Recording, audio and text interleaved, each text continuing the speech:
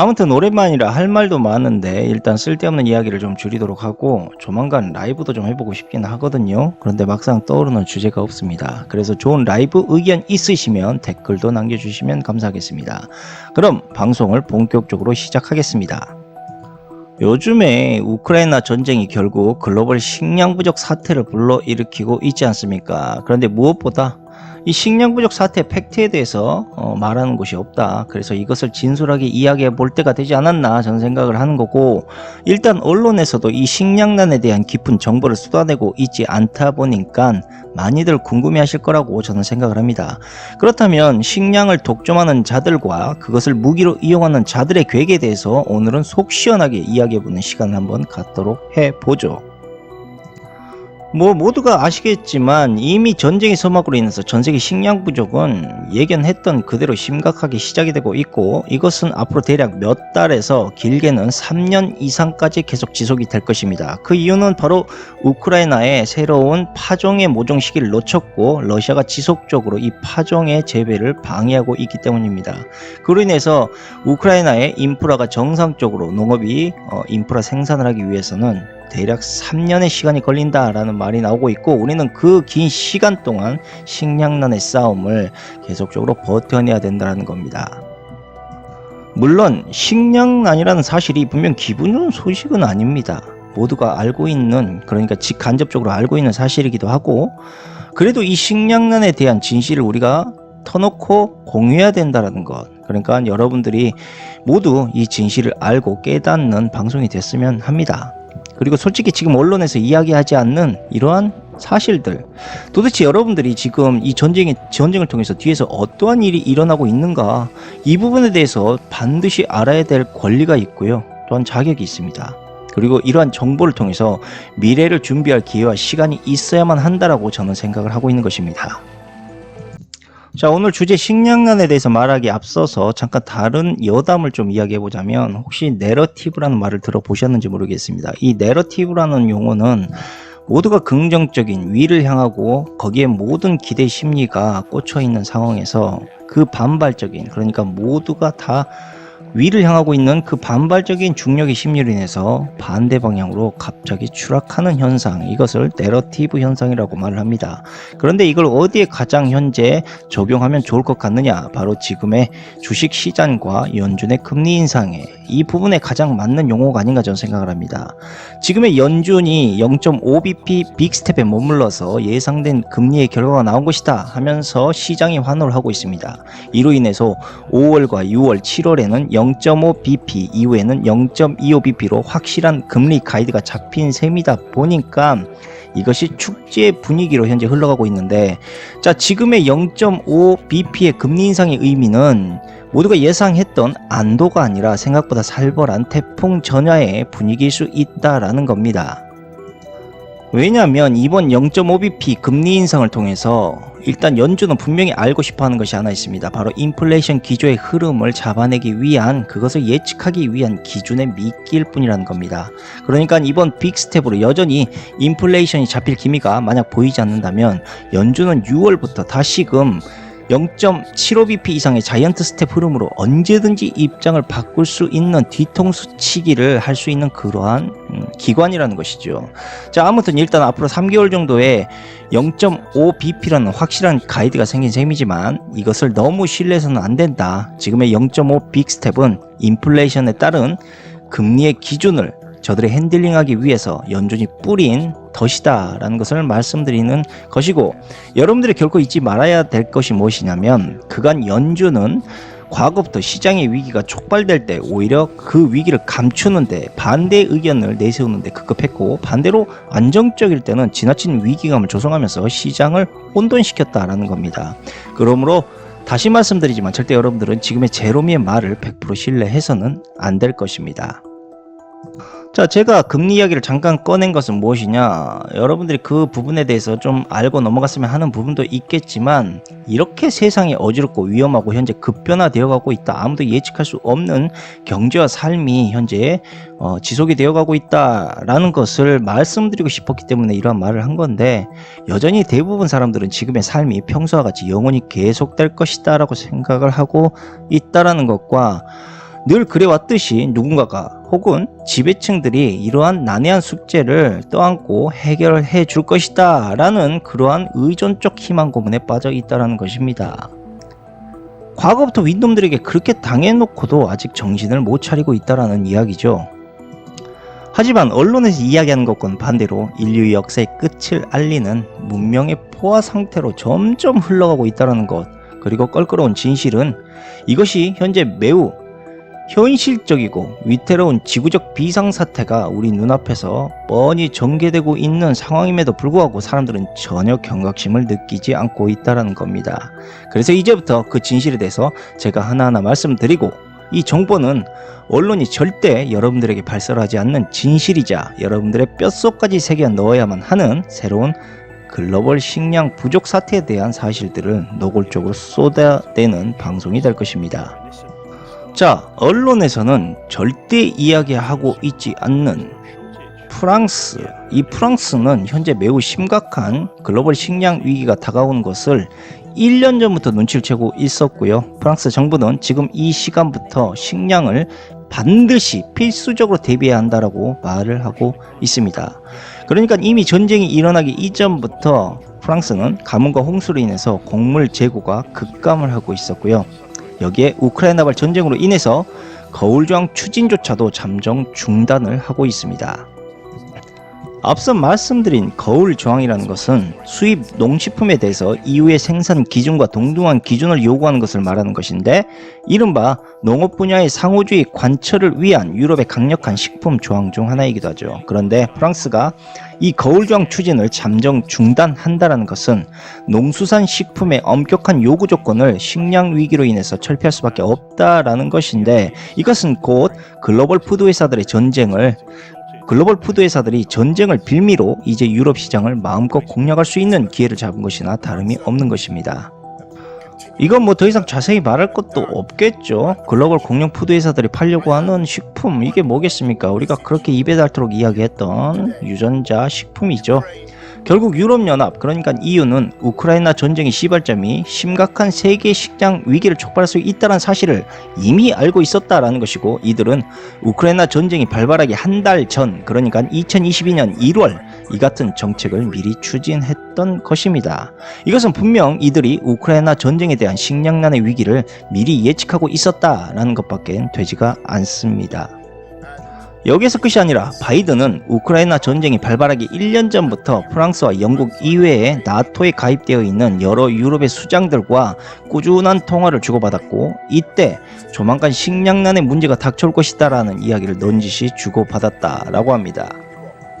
이 중에서 특히 프랑스의 장 이브르 드리앙프 외무장관은 2017년부터 지금까지 프랑스와 유럽의 외교부 장관으로 재직을 하고 있었는데, 이 사람은 작년 겨울 푸틴을 만나서 우크라이나에 대한 어떤 비밀 회담을 추진했다고 하는데, 그 토론이 무엇이었는지에 대해서는 여전히 미지수입니다. 이 은밀하고도 암묵적인 회담이 끝난 2달 후, 그러니까 2022년 2월에 우크라이나 전쟁을 푸틴이 선포했던 것이고, 바이든은 이후 최근 글로벌 식량 위기가 현실이 될 것이다 라는 이야기를 6개월 전부터 떠올리기 시작합니다. 이때부터 바이든 행정부는 기근이다 라는 단어를 공개적으로 사용하면서 전세계 언론에 기근이라는 식량난 위기의 정보를 퍼뜨리기 시작합니다.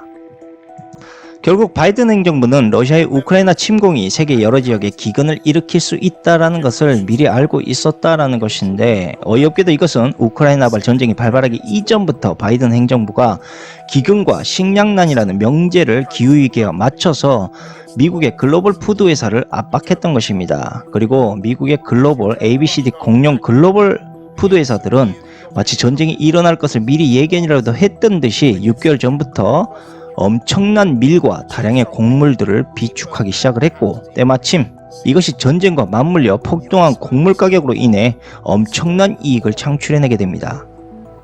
그 대표적인 기업을 말씀드리자면 ADM, 그리고 오일을 정제하는 번지라는 기업 등이 있고, 특히 이들의 미국의 ABCD 공룡 푸드 회사들은 미국과 러시아의 전쟁의 갈등 속에서도 여전히 러시아의 곡물을 뒤에서 조용히 은밀하게 조달받으면서 엄청난 이익을 창출하고 있었다라는 것입니다. 그리고 이것은 지금도 진행형입니다. 여러분들, 바로 이것이 전쟁의 진실입니다. 민낯이죠. 과거 2차 세계대전에서 IBM 그리고 포드 같은 미국의 많은 기업들이 독일에 상주하면서 엄청난 이익을 만들어냈듯이 여러분들이 분명히 알아야 될 점, 그리고 언론이 절대 이야기하지 않는 진실은, 전쟁은 가난한 국민들을 고기방패로 만들고 전쟁으로 인해서 나라를 피폐하게 만들어서 멍들게 하고 엄청난 부채를 지게 만들지만, 반대로 권력자들은 그것을 이용해 막대한 이익을 챙겨가는 거대한 비즈니스일 뿐이라는 것입니다. 그리고 지금 편파적인 방송들이 계속적으로 여러분들을 세뇌시키는 그 이유도 바로 이 전쟁을 정당화시키고 이들의 이익을 정당화하기 위한 그러한 속임수임을 여러분들은 알아야 됩니다. 물론 언론 또한 권력자들의 편이기 때문에 절대 이 같은 이익에 취한 민낯을 여러분들에게 이야기하지 않는 것이겠죠. 쉽게 말해서 우크라이나든 러시아든 이들은 서로 이익을 공유하기 위한 더러운 연극을 펼치고 있는 것이고, 그 희생양이 바로 국민들인 것입니다. 만약 이 전쟁이 진짜 한 나라를 몰락시키기 위한 그러한 전쟁이라면 이미 리비아의 카다피처럼 혹은 후세인처럼 젤렌스키와 푸틴은 암살이나 사살을 벌써 당했을 것입니다. 결국 미디어에 나오는 연예인급의 권력자들은 모두 서로의 암묵적인 이익이 있는 것이고, 그것은 결국 국민을 고기방패막이로 내세우고 편파적인 언론으로 사람들의 편을 가리면서 그 뒤로 자신들의 돈과 권력 유지의 명분을 합당하게 만들어 나가고 있다는 것을 여러분들은 절대 간과해서는 안 될 것입니다. 그리고 무엇보다 식량의 독점이 서서히 드러나고 있는 상황이 바로 우크라이나발 전쟁으로 인해서 확산이 되고 있고, 이것은 어디까지나 승리가 그 주목적이 아닌 장기화된 전쟁이 그 목적임을 우리가 알아야 된다는 겁니다. 이로 인해서 식량과 경제를 장기적으로 나락으로 고립시킬 수가 있고, 그중 빈곤국과 식량의 의존도가 높은 국가들을 상대로 서서히 식량을 무기화 혹은 그들이 만들어내는 식량에만 의존시키기 위한 그런 아젠다를 펼치고 있다는 것을 여러분들은 눈치채야 됩니다. 그리고 현재 우크라이나 건물과 민간인들이 무참히 미사일로 사살되고 있는 그 이유도 그들의 농산물의 생산과 거주 인프라를 무참히 파괴함으로 인해 식량난을 장기화하려는 의도가 숨어 있음을 알아차려야 되고, 특히 우크라이나 항구를 러시아가 점령하려는 그 이유도 모두 우크라이나의 밀 생산, 즉 식량난의 생산이 원활하게 수출하지 못하도록 묶어두려는 의도가 다분히 숨어 있습니다. 그 증거를 한 가지 말씀드리자면, 지금 화면에서 보시다시피 그들의 진격로가 모두 드네프로강 주변으로 밀집되어 있는 것을 잘 알 수가 있는데, 이것을 철저히 러시아군이 압박함으로써 우크라이나 식량 인프라를 박살내려는 의도임을 우리는 잘 알 수가 있습니다. 박살낼 수 있는 성공적인 전쟁의 완성도를 보이게 되는 것입니다. 하지만 언론은 이 같은 사실을 절대 이야기하지 않습니다. 이유는 서방권의 뉴스를 날 것 그대로 가져와서 앵무새처럼 읽어대기 때문입니다. 그리고 이들이 식량난을 위기로 노리고 있다는 점을 여러분들이 절대 눈치채서도 안 되기 때문이겠죠.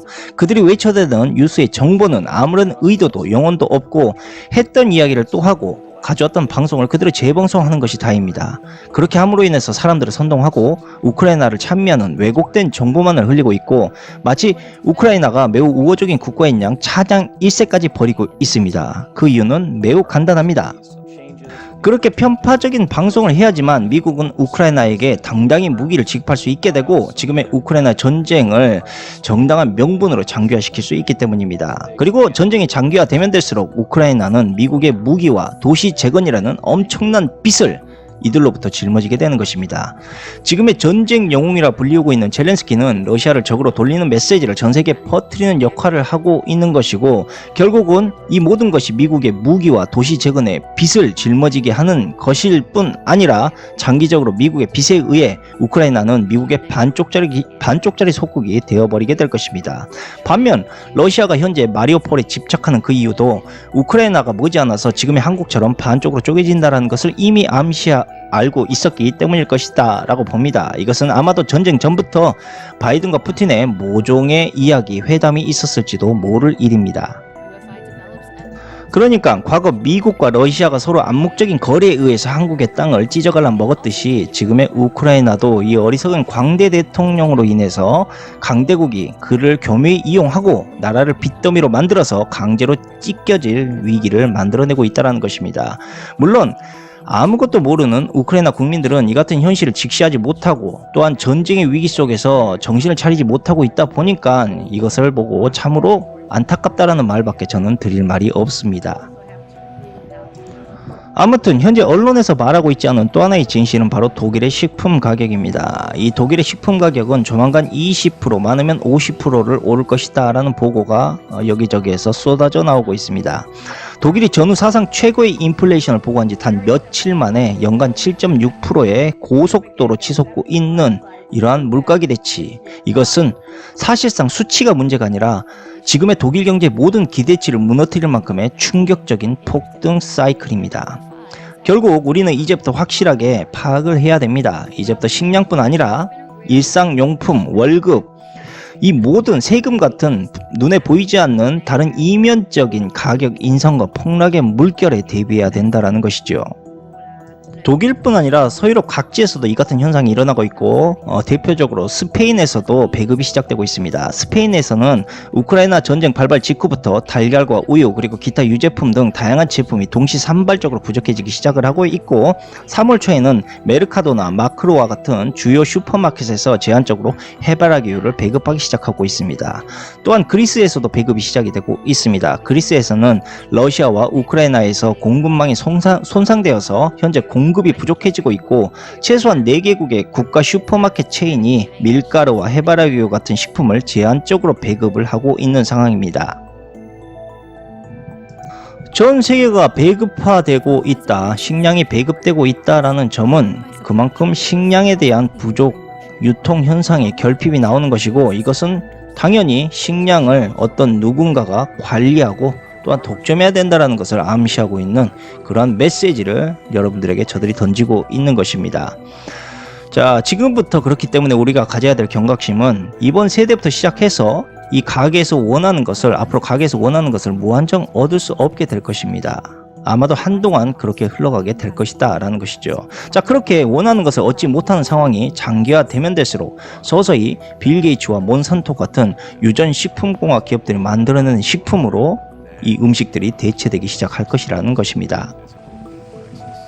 그도 그럴 것이 이제 소농들이 농산물을 직접 재배하고 싶어도 이 비료값이 너무 올라버렸다라는 겁니다. 그런데 한 가지 더 희한한 점은 우크라이나발 전쟁이 발발하기 이전부터 일부 비료 가격이 아무런 이유도 근거도 없이 무려 300%나 그 가격이 올랐다라고 하는데 자, 그것도 인간이 주식으로 먹는 쌀과 밀 그리고 과일 재배에 필요한 필수적인 비료들이 갑작스럽게 급등했다는 것은 정말 이해가 가지 않는 현상입니다.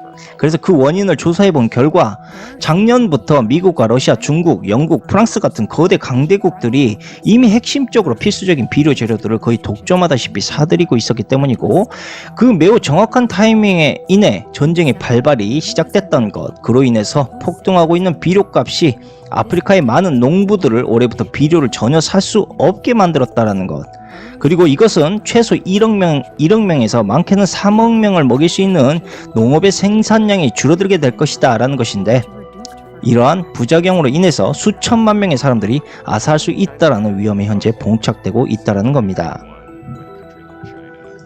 자, 그렇다면 이해할 수 없는 점들이 하나둘 드러나기 시작하죠. 도대체 왜 이 강대국들은 의식주의 필수적인 비료들을 미친듯이 그 재료를 사들였는가?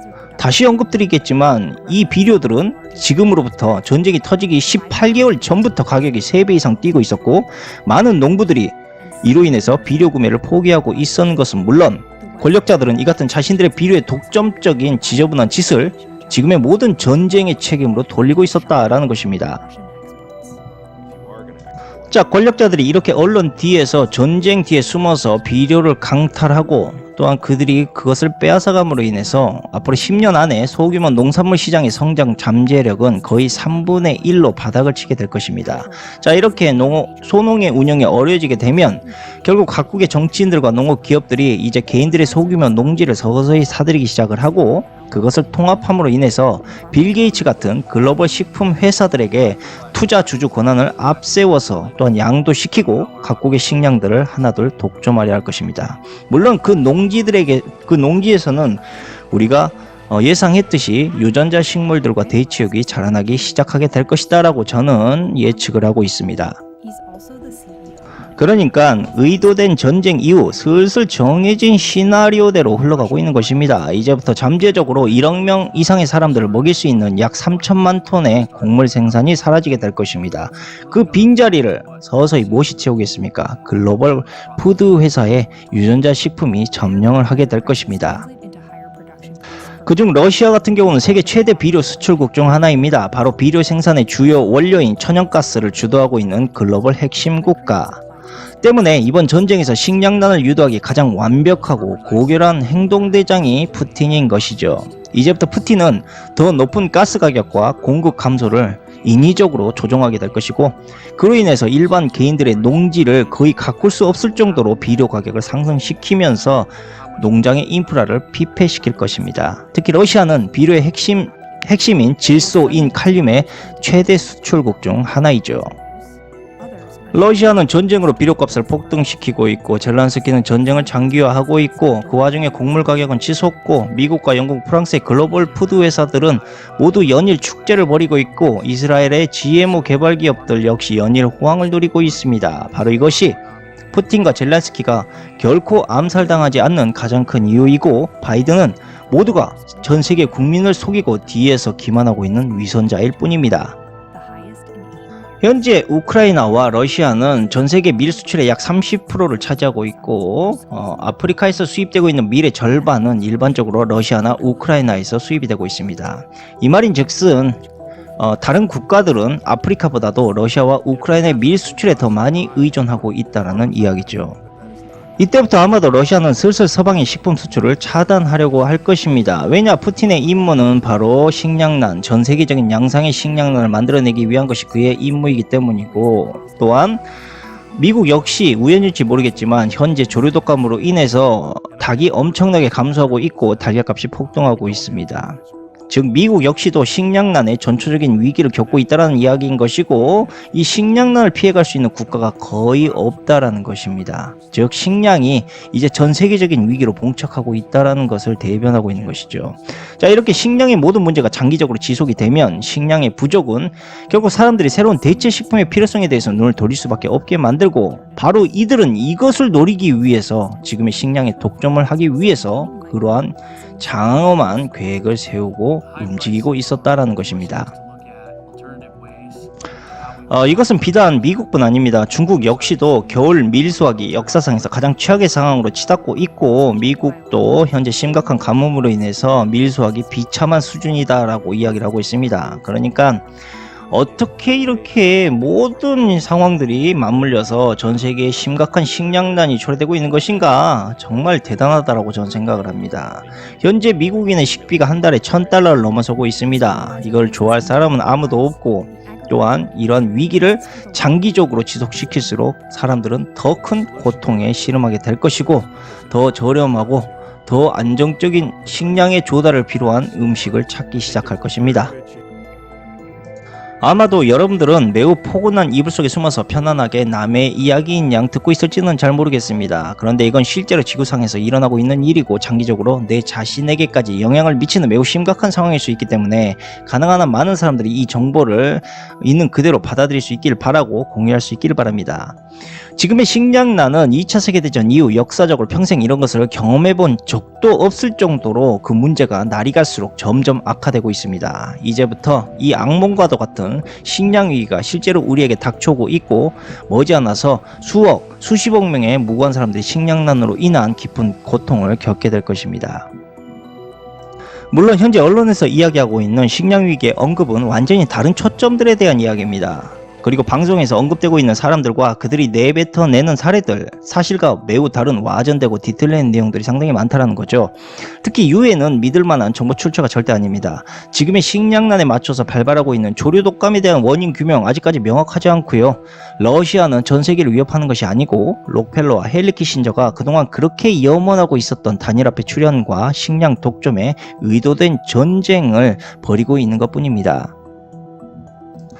그리고 미국의 밀 수확에 대한 기후 조작, 이것 또한 아무런 근거와 출처가 없는 그냥 그들만의 이야기일 뿐이고, 미국 정부와 ABCD 곡물 기업들은 이때부터 소농에 직접적으로 기후위기로 인한 위기다라는 명분을 앞세워서 직접 투자하기 시작하면서 농부들에게 보조금 지원과 수확량에 대한 2배 가까운 가격을 제시함으로 인해 이 소농의 미래 작황을 독점하다시피 현재 농장을 선점해 나가고 있고, 농부들은 농장을 포기시키게 만들고 있습니다. 사실 이 모든 것은 결국 통제사회를 위한 준비 작업 중 하나라는 것을 말씀드리고 싶은 것이고, 이것을 어떻게 해석하느냐는 근본적으로 여러분들의 깨어있는 의식이 필요하다는 것을 말씀드리고 싶습니다. 그리고 현재 일어나고 있는 이 복잡하고도 미묘한 식량난의 모든 계획의 가장 중심적인 인물, 바로 빌 게이츠입니다. 이 빌 게이츠는 세계에서 4번째로 부유한 사람이자 연방준비제도법의 증손자입니다. 그러니까 태생부터 금수저라는 이야기죠. 현재 금수저 빌 게이츠는 미국의 19개 주에 가로지르는 총 26만 9천 에이커라는 엄청난 농지를 매입해왔고, 미국에서 가장 큰 농지 소유자라는 타이틀까지 얻게 되었습니다. 그리고 빌 게이츠가 현재 매입하는 농지에서는 새로운 대체식품 R&D 개발과 소이렌트 제작에 필요한 새로운 식량을 끊임없이 연구 재배 추진을 하고 있습니다. 특히 식물성 원료를 기반으로 한 대체 단백질 식품에 엄청난 투자를 하고 있는데, 이것이 바로 소이렌트 식품을 개발하기 위한 가장 큰 이유 때문입니다. 자, 어쨌든 이 모든 거래에 대한 실제 구매자는 게이츠 재단이 소유한 워터 앤 파워의 자회사인 소이렌트 코퍼레이션인데, 소이렌트는 빌 게이츠가 엄청 아끼는 회사이기도 합니다. 이 가루식품을 파는 회사의 대표가 바로 유대인인데, 빌 게이츠뿐 아니라 거의 모든 유대계 투자 금융기업들이 펀딩해서 자금을 대고 있는 기업이기도 합니다. 그리고 실제로 소이렌트 그린이라는 디스토피아 영화가 있습니다. 1973년작인데 배경이 정확히 2022년입니다. 즉 영화에서 그려내고 있는 모습을 책에 쓰여있는 정확한 타이밍에 맞춰서 빌 게이츠가 추진을 하고 있다라고 볼 수가 있는 겁니다. 자, 그렇다면 왜 가루식품에 대해서 이렇게 집착을 하느냐? 지금 알약으로 먹는 백신의 개발들이 현재 일어나고 있죠. 상당히 과도기적이라고 보시면 됩니다. 그런데 빌 게이츠가 무엇보다 인간 사료를 할 수 있는 소이렌트에 집착하는 가장 큰 이유가 여기에 있습니다. 그것은 바로 소이렌트가 백신 성분을 첨가하는 것에 대해서 매우 효율적인 식품이라는 것이고, 섬유질 첨가물이 많으면 많을수록 그 효능을 극대화할 수 있다는 장점 또한 가지고 있기 때문입니다. 그 증거를 하나 말씀드리자면, 현재 빌 게이츠가 우주에서도 보일 정도의 엄청난 크기의 감자밭을 소유하고 있고 감자를 재배하고 있습니다. 근데 이 감자를 왜 재배하느냐? 바로 질병을 예방하는 감자 백신 개발 때문입니다. 이미 감자 백신은 과거부터 간염 예방 백신과 콜레라 예방 백신이 실제로 연구되어지고 있었고, 빌 게이츠는 이 엄청난 감자 백신에 천문학적인 투자를 했습니다. 그리고 이제는 감자를 넘어서서 채소까지 적용이 되면서 그 범위가 확산되고 있는 실정입니다. 자, 결국 섬유질이 매우 높은 고기와 소이렌트 식품은 식품에 첨가하는 백신을 가장 완벽하게 적용시킬 수 있는 방법이자, 백신이 첨가된 음식들을 우리가 자연스럽게 먹음으로써 백신을 접종하는 그런 단계를 만들어내게 될 것이다 라고 판단을 하고 있고, 자, 이것은 더 이상 전염병이 인류에게 위협적인 존재로 남지 않게 하기 위한 그들의 노력이다 라고 말을 해야 될지, 바람이라고 말을 해야 될지 모르겠지만, 어쨌든 그러한 현상의 흐름으로 흘러가고 있다, 이 부분을 말씀드리고 싶었고, 자, 그렇게 하기 위해서는 우선적으로 사람들에게 소이렌트를 먹이게 하기 위해서 당연한 말이겠지만 식량난이 장기적으로 지속이 되고 식품이 독점화되고 사람들은 이제 그들이 주는 음식을 섭취해야만 한다는 것, 이것은 두말하면 잔소리일 것이다 라고 저는 판단을 하고 있습니다. 자, 지금까지 제가 말씀드렸던 조각들을 하나하나 연결시켜 보시고 지금의 전쟁과 한번 잘 연결시켜 보십시오. 지금의 세상이 좀 더 명확하게 보이실 거라고 저는 믿습니다. 자, 그렇다면 우리는 이제부터 빌 게이츠가 매우 선호하고 있는 인조 스테이크를 먹어야 될 것인가? 반드시 고민을 해봐야 되겠죠. 지금의 식량난과 전쟁, 권력자들이 추진하고 있는 새로운 대체식품, 이게 모두 하나로 연결되어 있다는 것을 말하는 것인데, 늘 말씀드린 것, 제가 마지막으로 늘 말씀드리는 것, 우연은 결코 존재하지 않는다. 결국 우리는 우연을 가장한 필연이라는 것을 늘 느끼고 있고 이것을 우연으로 착각하고 사는 것이다. 이런 깊은 이면의 통찰력을 여러분들이 반드시 갖추지 못한다면 늘 우리는 그들의 꼭두각시가 될 수밖에 없고요. 그들에게 길들여지게 되고 세뇌되어 버린 개 돼지로 여생을 보내게 될 것임은 명확한 사실이라고 저는 생각을 합니다. 자, 마지막으로 오늘의 한 줄평, 이제부터 그들이 주는 음식의 노예가 되고 싶지 않다면 자급자족을 준비해라. 감사합니다.